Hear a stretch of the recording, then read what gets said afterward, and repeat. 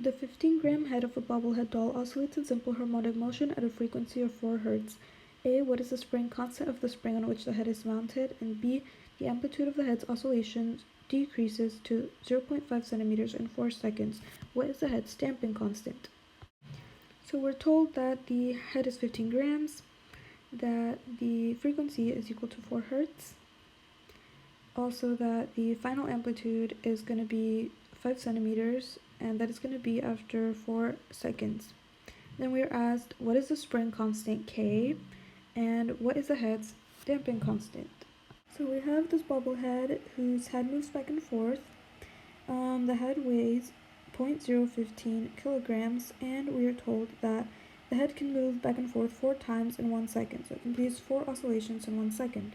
For part A, we are asked, what is K, or the spring constant? So because we have the frequency, we can use that. We know the frequency is equal to 1 over 2 pi times the square root of K over M. We know frequency and we know mass, and we're trying to find what K is. So in order to isolate K, first I'm going to multiply both sides by 2 times pi. Then I'm just going to square both sides to get rid of the square root.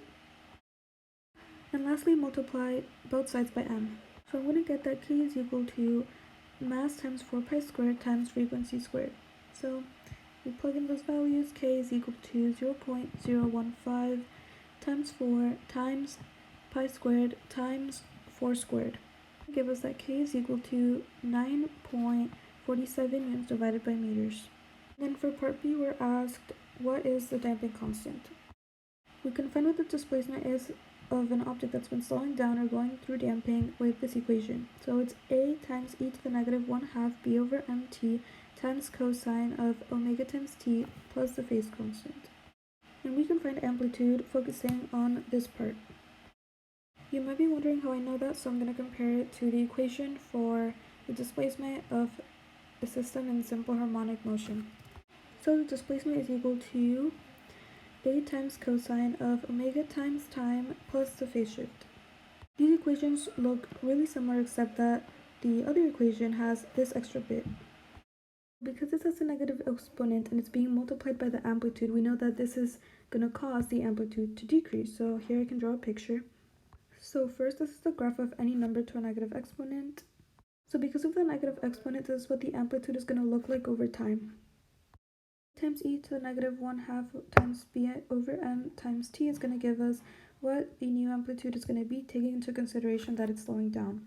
So now we've determined that the final amplitude is going to be equal to a times e to the negative 1/2 times b over m times t. So now I'm going to isolate b in this equation, so I'm going to divide both sides by a.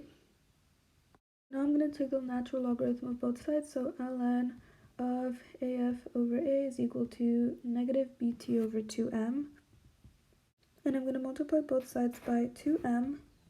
So if I rewrite that, we're going to get that 2m ln of af over a is equal to negative b times t. So now I'm going to divide by negative t.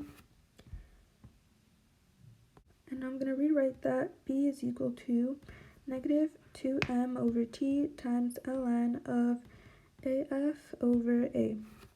Now we can plug in some values because we have the mass, the time, and the final amplitude after 4 seconds.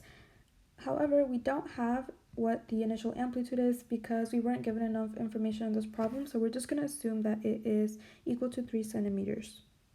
So b is equal to negative 2 times 0.015 divided by 4.